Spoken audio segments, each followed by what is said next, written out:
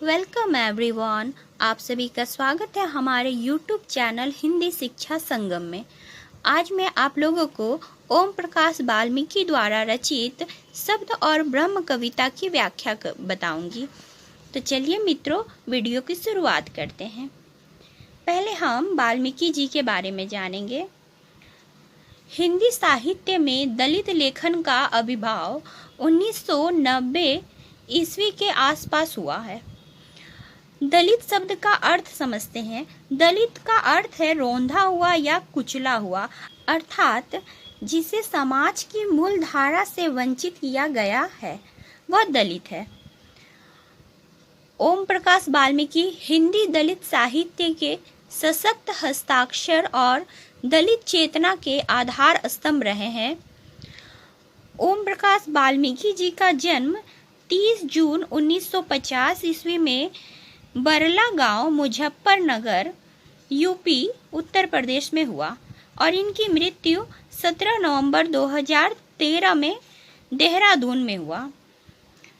ओम प्रकाश वाल्मीकि जी की प्रमुख कृतियां हैं कविता संग्रह में सदियों का संताप, बस बहुत हो चुका, अब और नहीं, शब्द झूठ नहीं बोलते, यह इनकी प्रमुख कविता संग्रह है। कहानी संग्रह है सलाम, घुसपैठिए, छतरी, अम्मा एंड अदर स्टोरीज। आत्मकथा जूठन है। जूठन अनेक भाषाओं में अनुवाद किया गया आत्मकथा है। आलोचना है दलित साहित्य का सौंदर्य शास्त्र, मुख्य धारा और दलित साहित्य।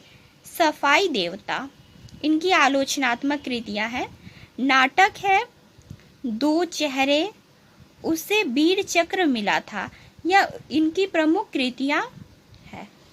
आगे हिंदी दलित साहित्य का बीजारोपण, संपोषण और संवर्धन करने में वाल्मीकि जी की महत्वपूर्ण भूमिका रही है। आज जो दलित साहित्य विकसित होकर विशालकाय महावृक्ष बन गया है, उसकी जड़ें जमाने में वाल्मीकि जी ने अपना अभूतपूर्व योगदान दिया है।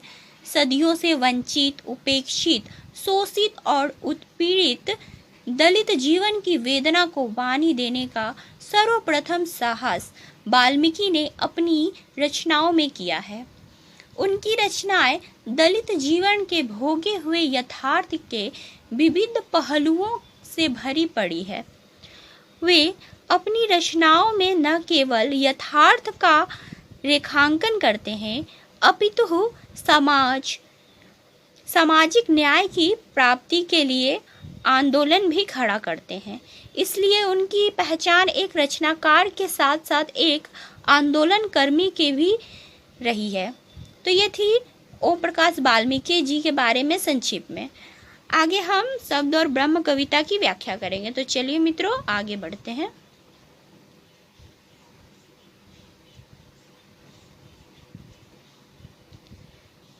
कविता है शब्द और ब्रह्म। ओम प्रकाश वाल्मीकि की कविता शब्द और ब्रह्म एक गहरी वैचारिक सांस्कृतिक समीक्षा है जो भाषा, ब्रह्म, ज्ञान, सत्ता, दिव्यता, यहाँ ब्रह्म दिव्यता को बोला गया है, और दलितों के ऐतिहासिक दमन को एक साथ जोड़कर प्रस्तुत करती है। यह कविता दलित साहित्य की चेतना का प्रतिनिधित्व करती है जो अन्याय, बहिष्कार और शोषण के विरुद्ध और आत्मबोध की आवाज उठाती है। कविता है उसने कहा शब्द ग्राह्य है, भीड़ ने सिर झुकाए सहमति जताई। यहाँ उसने एक प्रभुत्वशाली वर्ग का प्रतिनिधित्व करता है।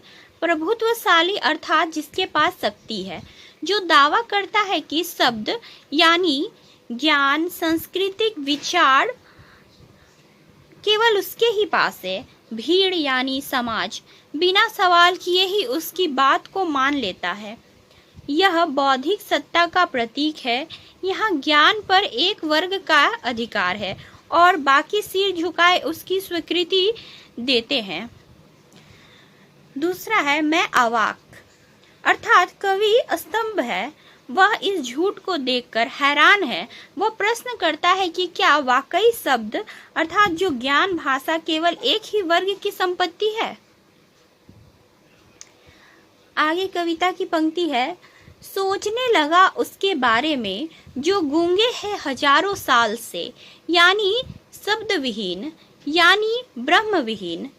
अर्थात यहाँ गूंगे प्रतीक है उन दलितों के जिन्हें सदियों से बोलने का, अभिव्यक्ति का अधिकार नहीं मिला है।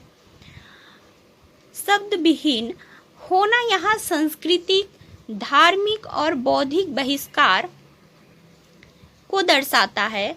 ब्रह्म विहीन कहना इस बात को उभारता है कि उन्हें दिव्यता और ज्ञान से दूर रखा गया है, जबकि गूंगे करते हैं संवाद बिना शब्द, यानी बिना ब्रह्म के।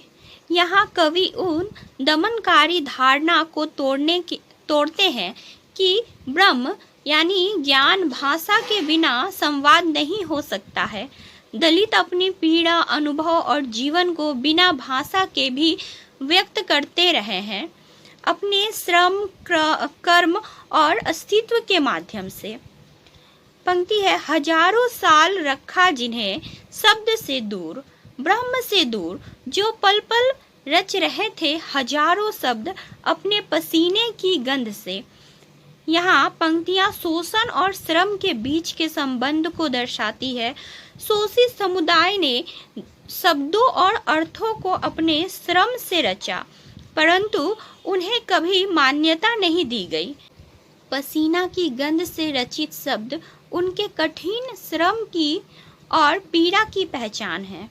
आगे, जिसे छीन कर अपनी मिल्कियत बनाकर बैठ गए थे कुछ चतुर लीग। अर्थात यह सत्ता और चालाकी का संकेत है। उच्च वर्गीय ब्राह्मणवादी सोच ने दलितों के श्रम और संस्कृति को हड़प लिया और उसे अपनी बौद्धिक और धार्मिक संपत्ति घोषित कर दिया। जो आज भी समझा रहे हैं शब्द के अर्थ अपनी संकुचित भाषा में, बनाकर शब्द को जड़ और अर्थहीन। यह आलोचना है उस सांस्कृतिक दादागिरी की जो अपनी भाषा और दृष्टिकोण को ही अंतिम मानकर चलती है। कवि कहते हैं कि ऐसी भाषा शब्दों की शक्ति को नष्ट कर देती है, उससे अर्थहीन बना देती है। शब्द सिर्फ सुनता है, शस्त्र विहीन सैनिक की तरह, जिसका रुदन सुनाई नहीं पड़ता है, जड़ होती भाषा को। अर्थात यहाँ शब्द की विवशता और असहायता को दर्शाया गया है। वह शस्त्र विहीन सैनिक है, उसकी पीड़ा को कोई नहीं सुनता है। अगर भाषा जड़ हो जाए, यानी उसमें संवेदना ना हो, तो वह पीड़ा को व्यक्त नहीं कर सकती है। भाषा हो जाती है असमर्थ, नई सूर्य की धूप में चुंधिया जाती है जिसकी आंखें। अर्थात यह संकेत करता है कि पुरानी रूढ़िवादी भाषा नई चेतना और बदलाव की रोशनी को सहन नहीं कर पाती है।